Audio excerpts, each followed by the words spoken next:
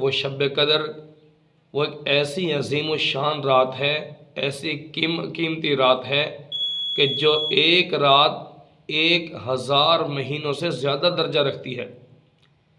تو وہ شب قدر اتنی عظمتوں والی رات کیوں ہے؟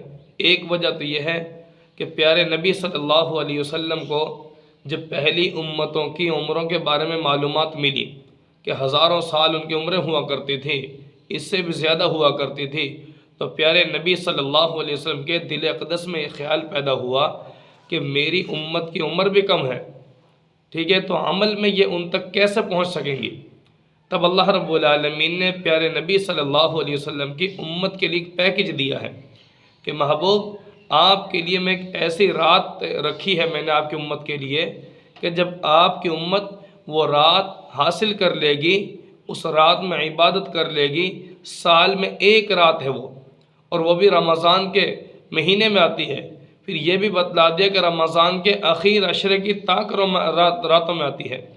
تو میرے بھائی، جو بندہ پیارے نبی صلی اللہ علیہ وسلم فرمایا کہ اس رات کو حاصل کرنے سے محروم رہا، وہ واقعی اور حقیقت میں محروم ہی ہوگا وہ شخص، کہ اتنی عظمتوں والی رات کہ 1000 مہینوں سے بڑھ کر درجہ رکھتی ہے، اور 1000 مہینوں کو اگر دیکھا جائے تقریباً 83 یا 84 سال کے قریب اس کا وقت بنتا ہے، تو ایک بندہ 83 سال عبادت کرے اور ایک بندہ صرف ایک رات میں 6-7 گھنٹے کی رات ہوتی ہے، 8 گھنٹے کی رات ہے، اس رات کو حاصل کر لے، اس رات میں جاگ لے، عبادت کر لے، تو وہ 83 سال ایک طرف اور وہ ایک رات ایک طرف ہے۔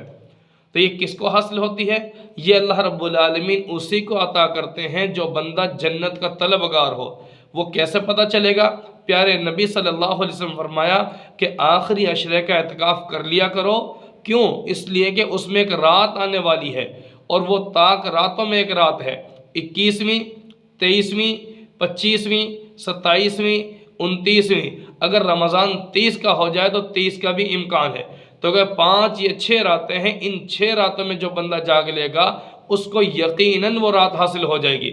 تو پیارے نبی صلی اللہ علیہ وسلم نے اس رات کے حصول کے لیے، اس رات کے لالچ میں پہلے عشرے کا بھی اعتکاف فرمایا، دوسرے عشرے کا بھی اعتکاف فرمایا، اور پھر تیسرے عشرے کا بھی اعتکاف فرمایا۔ وہ پورا رمضان اس رات کو حاصل کرنے کی فکر میں لگے رہے۔